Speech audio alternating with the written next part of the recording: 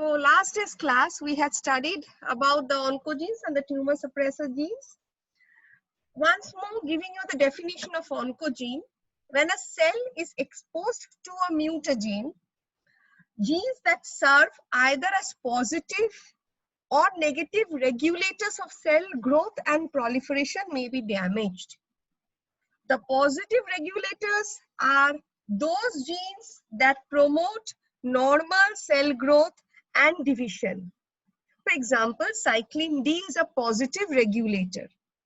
Higher expression of cyclin D helps the cell to move from G1 through restriction to S phase. So such positive regulators are known as proto-oncogenes. After a single mutation in any of these genes, the genes becomes known as oncogenes. The negative regulators are the tumor suppressor genes that serve to restrain proliferation.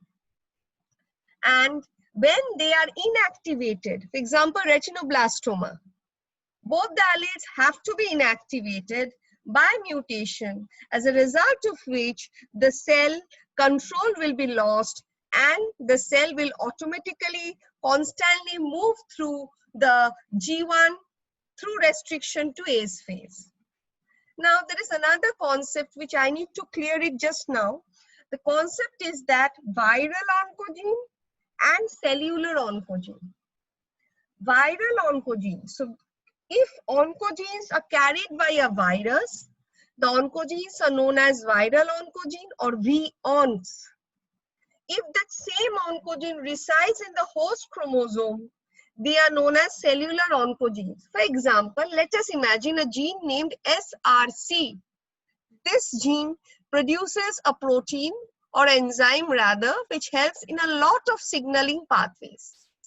When the SRC gene is a proto-oncogene, so it is a positive regulator. Any mutation in this gene can transform it into an oncogene. So when there is a mutated SRC in our genome, it is known as cellular oncogene. If, however, during a viral life cycle, if the SRC is picked up by a virus, the SRC becomes activated within the viral genome to become an oncogene, and this oncogene is the viral oncogene. So the same SRC gene, when mutated and remaining in our chromosome, it is the cellular oncogene. The same SRC gene, when mutated and staying within the viral genome, it is becoming a viral oncogene.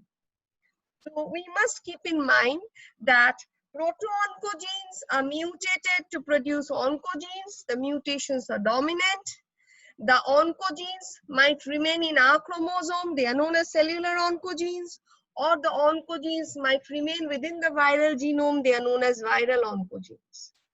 Tumor suppressor genes are mutated to be totally inactivated. These mutations, as a result of these mutations, tumor suppressor genes are switched off, and as a result of the switch off, the cell becomes cancerous. Now let's move on to the next part of our topic today. This is an example of a number of oncogenes and classical tumor suppressor genes. So this is a chart giving an example of a number of oncogenes and the tumor suppressor genes. I have talked about this RAS oncogene earlier, and we'll be also discussing about RAS in bladder carcinoma. KRAS, the gene, which when mutated becomes, it's actually a proto-oncogene. When mutated becomes an oncogene, this mutation is observed in most cases in bladder carcinoma. Now coming to the oncogenes and tumor suppressor genes, if you look into the numbers, they are numbered as 1, 2, 3, 1, 2, 3, 4, 5, 6, 7. So just this is a very big to summarize that which proteins in a cellular physiology act as proto-oncogenes and tumor suppressor genes. The category 7 and the category 5 and category 6, if we look into it, category 6 DNA repair proteins, category 5 cell cycle control proteins, and category 7 apoptotic proteins. These three categories have both proto-oncogenes and tumor suppressor genes. It includes both the proto-oncogenes and the tumor suppressor genes. So the proteins of these pathways, these pathway proteins belong to both proto-oncogenes and the tumor suppressor gene family. The DNA repair proteins also belong to the mutator gene category. Coming to the others, a lot of signaling molecule receptor may be mutated, intracellular receptors may be mutated, intracellular transducers may be mutated. So these 7 kinds of proteins are actually the targets of a cancer cell. It can choose for mutation of any one type. Suppose a signaling molecule can only be mutated, or only a signaling transducer can be mutated, which happens in case of RAS. Only a signaling transducer is mutated. Or in some cases, as we see, cell cycle control proteins and apoptotic proteins, P53 is mutated in a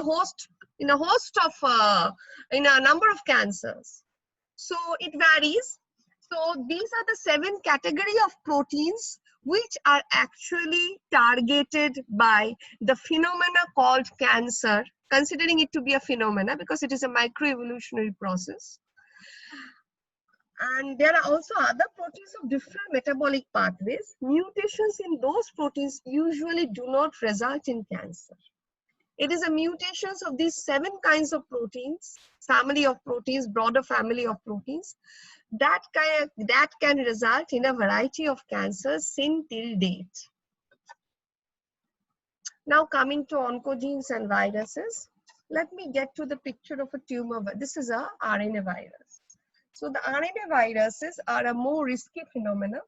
If you look into the RNA virus, typically the RNA virus, this is a typical RNA virus. It is having a single-stranded, the green one, it has a single-stranded RNA genome. It has an icosahedral viral core. There is a viral envelope and there are viral glycoproteins, and it can bind to the host cell by specific receptors with the help of the viral glycoproteins. Now, RNA tumor viruses are all retroviruses. That means they have this RNA viral genome. So their genome is the RNA virus. And they have oncogenes, which are nothing but altered form of host genes. So these RNA viruses carry certain genes which they actually trap from the host cell. They do not synthesize any gene, it is trapped from the host cell. So these RNAs are actually trapped from the host cell and are brought into their genome, where these RNAs serve as this specific gene serves as oncogene. To give you an example, you can look at the genome of this RS Virus sarcoma virus. So this is an RNA virus and it has 3 genes, GAG, POL, ENV. And this is the normal RNA virus. As I said, look at the RNA virus. The RNA virus consists of only GAG, POL, and ENV, 3 genes. GAG for making viral proteins, POL for synthesizing reverse transcriptase, and ENV for synthesizing envelope glycoproteins. Okay. Now, what happens when this RNA virus, how does the RNA virus infect our cell? When the RNA virus infects our cell, the RNA enters our cytoplasm depending on the need that whether it wants to go for immediate lysis of the cell or whether it wants to be remain in the cell. Depending on the need, it decides a strategy. If the RNA virus thinks that no, it will not now lysis the host cell, what it will do? It will make a DNA copy of its RNA genome. So it makes a DNA copy, you can see. So this was the original RNA that came into the cytoplasm. Now it is making a DNA copy of this RNA, which is now known as the DNA provirus. This DNA copy of the RNA is inserted into our chromosome. at any point, at any place. It might be within a gene, it might be outside a gene. Okay. Now, a time comes when the RNA virus thinks that now it is suitable enough. There is a reason why it thinks it is suitable enough. You're now not going to discuss that. However, when things are suitable enough, the RNA virus now thinks that it is time it should come out from the host DNA and start transcribing and produce viral progeny. To do so, what it does, the DNA provirus now synthesizes the RNA, which is now transcribed to produce the viruses. At times, it might happen that when the DNA jumps out, the DNA can jump out also, it can trap a host protein. So you can see the RSV provider DNA. So when it thought of jumping out from the host, it captured a neighboring host gene, SRC. And when it transcribes the full-length SRV genome, RNA genome, you see that the SRC gene has been incorporated into the RNA, and this SRC gene is now translated into the enzyme SRC protein tyrosine kinase, which is a very typical signaling enzyme. So this SRC has now become a viral oncogene. When this SRC is mutated and present in our host cell, it is a cellular oncogene. When this SRC is trapped by the virus, is within the control of the virus, it is becoming a viral oncogene. So that is how viral oncogenes are generated from cellular oncogenes. So this is the strategy of RNA viruses. DNA viruses usually do not capture any host genome. So what do they do? These are two very famous forms of DNA tumor viruses. This is a DNA tumor virus. It introduces itself into the host. And actually this is the circular DNA. This is a polyoma virus and tumor induction. The DNA is inserted. From that viral DNA, the mRNA is made, and from the mRNA, the viral proteins are synthesized. Okay, this is another DNA virus. This is papilloma virus. Papilloma virus inserts its DNA into the host chromosome, and you can see, since it is inserting its DNA into the host chromosome, in most cases, this insertion is seen within a proto-oncogene segment. So this insertion can be within a BCL2 gene. This insertion can be within a P53 gene. So this insertion transforms the whole cell. As you can see, the cell has been transformed, and the cell is now dividing uncontrollably. So DNA virus actually assume this strategy. They transform the cell. Mind it, they transform the cell. But for RNA virus, as I show, their strategy is something different. They pick up a gene from the host genome, bringing that gene under their control. By bringing that gene under their control, they gradually turn that gene into a viral oncogene. Now, when this RNA virus will infect another cell, it is now having a copy of SRC. So excess SRC protein will be produced in that cell, as a result of which a lot of unrequired signal transduction pathways will be activated. So that is the difference. So we studied the difference between an RNA virus, its mode of infection, and the DNA virus and its mode of infection. Now moving to the final part of our topic is that humans. Now when we think of humans, what are the modes in which a proto-oncogene is converted into an oncogene? This is a very schematic representation of how a proto-oncogene can be converted into an oncogene. There can be a point mutation in the gene itself, resulting in hyperactive protein. There can be duplication of the gene segment. the gene segments can duplicate themselves. That falls under chromosomal aberration, but it happens in humans. So the gene segments can duplicate themselves, resulting in higher expression of normal proteins. There might be chromosomal translocation. So between two chromosomes, segments of chromosomes might be interchanged. So that is known as translocation. So interchanging of segments might lead to hyperactive protein. There might be local DNA arrangements, which includes insertion, deletion, inversion. So these are different types of chromosomal rearrangements. As a result of different types of chromosomal rearrangements, oncogene might be converted to a proto-oncogene. And finally, as I said, it might be a retrovirus or a viral oncogene. So it can be a viral DNA or a viral RNA that might convert a proto-oncogene into an oncogene. So when we talk about oncogenes in human cancers, I've given you 3 examples I discussed in the earlier slide, which way we can, how proto-oncogene can be converted into oncogene at the cellular level. So talking about point mutation, let's see that example. Point mutation, look at this picture. So this is the normal RAS protein sequence. This is the normal RAS protein sequence.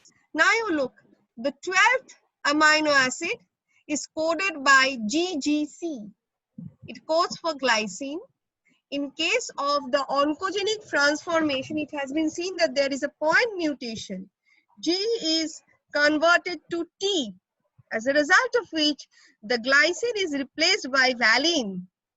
The presence of valine induces a structural change in the RAS protein, converting it into an oncogene. As you can see, RAS is a protein which is capable of binding to GTP in its normal conformation. So this is a normal conformation, normal protein. It can bind to GDP and GTP, both. When it is bound to GDP, it's inactivated.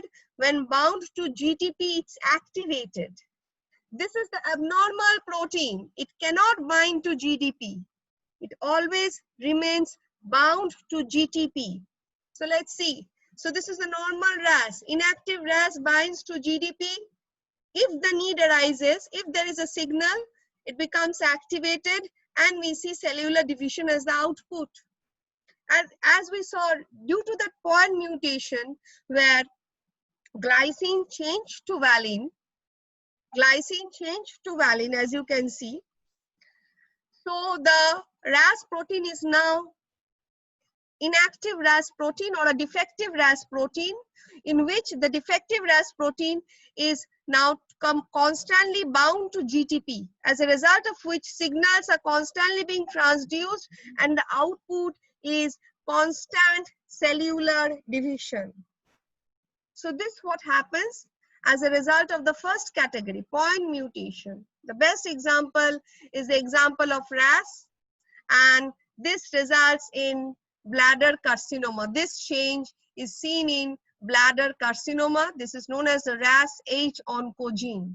This happens in case of bladder carcinoma. Now coming to the next part, chromosomal translocation.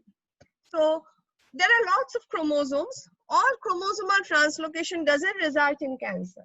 There are 2 very famous cases of chromosomal reciprocal translocation, which results in formation of cancerous cells. The first example, let me show you by this slide. The first example is the 922 translocation. This reciprocal translocation involves 2 genes, the ABL and the BCR.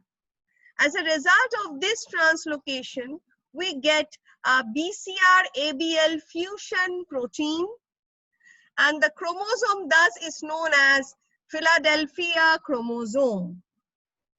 Now, as a result of the BCR-ABL fusion protein, this is the BCR-ABL fusion protein.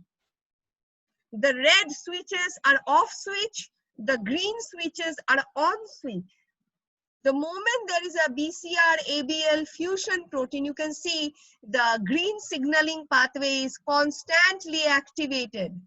So BCR-ABL activates a downstream signaling pathway which constantly signals for replication, growth, and apoptosis suppression.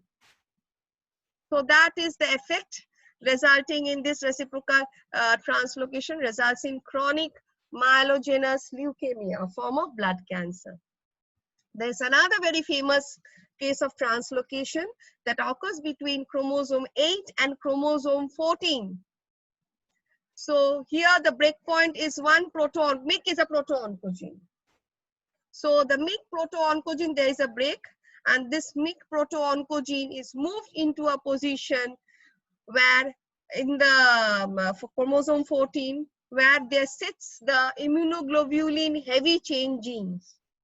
So MYC gets inserted at times within the immunoglobulin heavy chain genes, as a result of which all the B lymphocytes progeny are defective in this case.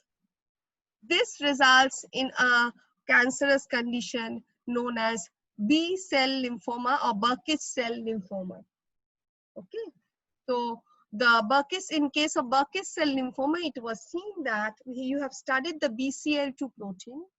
It was seen that a very high expression of the BCL2 protein was observed throughout the cell. And from that Burkitt cell lymphoma terminology, the BCL2 protein was thus named. So this was the second example, chromosomal translocation. And the third example is gene amplification. Sometimes certain proto-oncogenes get duplicated. As I said, MYC is a proto-oncogene, a very important signaling molecule. As a result of duplication, it might give rise to certain tumorous conditions. For example, higher level of MYC expression results in development of a category of tumors known as neurofibroblastomia. So these are the standard three processes in which most proto-oncogenes are mutated to oncogenes in case of humans.